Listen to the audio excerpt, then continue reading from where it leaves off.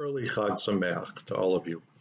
I've been asked to speak about adding contemporary traditions to our Seder plate. The first thing to say really is that the Seder, of course, is a contemporary tradition of its own. It came up when the temple was destroyed in 70 CE, and the rabbis had to think of a way that one could carry on the Passover tradition and teach the story. The commandment comes to us in the Torah that we are to tell each generation, each year we are supposed to tell the story of the Passover Seder as if it happened to us ourselves. And how do we make that an ever new story? That's what I like to call our Passover Seder is really one of the best multimedia lessons that's out there. If you look in the Mishnah, the original description of the Passover Seder is that basically you lay out a table of all sorts of strange things and you get served 4 cups of wine. And the question is, what do people ask? The 4 questions aren't actually there because you have to ask those questions. The Mishnah actually says the 4 questions are there because if you have children who are insufficiently curious to ask about what's going on, then you need to push them to ask particular questions. The very table that you set, what you put out in front of people, should cause people to ask questions, to give you the pitchon peh, the opening to be able to tell the story of our people's exodus and what it means to us in each generation as if we ourselves did it. So there's some incredible new things that have been added to the Passover ritual. We have Elijah's cup, which people always think is there so Elijah can sneak in, or you can send the kids to the door and sneak the sip so the kids don't know that the wine disappears. Sorry if I'm ruining that. But really that's there because the rabbis were trying to figure out whether you had to have 4 cups of wine or 5 cups of wine. And Elijah's cup sits there as just in case, and Elijah will answer the question at the end of days. So having 1 cup for a male prophet, an idea was let's put in a cup for a female prophet and to add a cup for Miriam. In my family, actually, we don't add a cup, we add a pitcher. It's based on the tradition that Miriam is the one who provided the spring of water that provided sustenance and water to our people when they traveled through the desert where there was no water.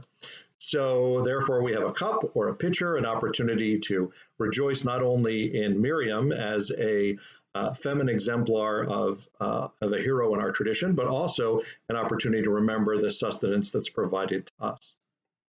One of the, there are also readings that always appear. If you look online, things like HIAS, Hebrew Immigrant Aid Society, American Jewish World Service, all sorts of organizations provide editions that you can have in your Seder. Of course, one of the recent modern additions to our Seder was when we say next year in Jerusalem, there actually is a state of Israel that we can go. So the Seder continues to change. One of the traditions that we have in my family that I'd like to share with you is really an additional Seder plate. The original Seder plate, there are all sorts of traditions about what goes on the Seder plate.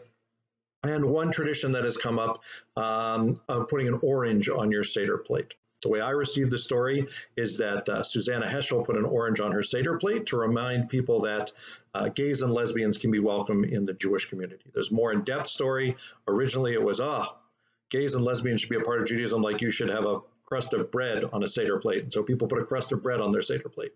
But Susanna said, you can't put a crust of bread on a Seder plate because that'd trace up your Seder plate. And that would say that gays and lesbians aren't actually welcome. So let's pick something that's welcome. So that kind of opened this idea of what else could we put on a Seder plate? What else can be there to make us have that pitchon peh, have that opportunity to speak?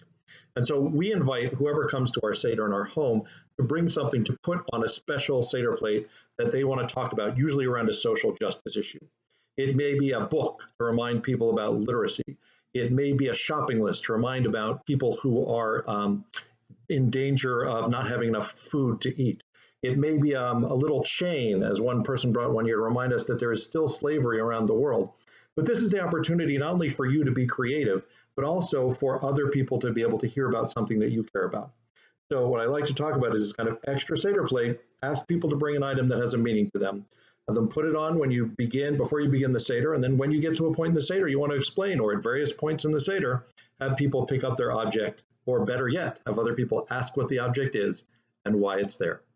Chag Sameach, have a meaningful festival of our freedom, even in this moment that may be a little bit like captivity.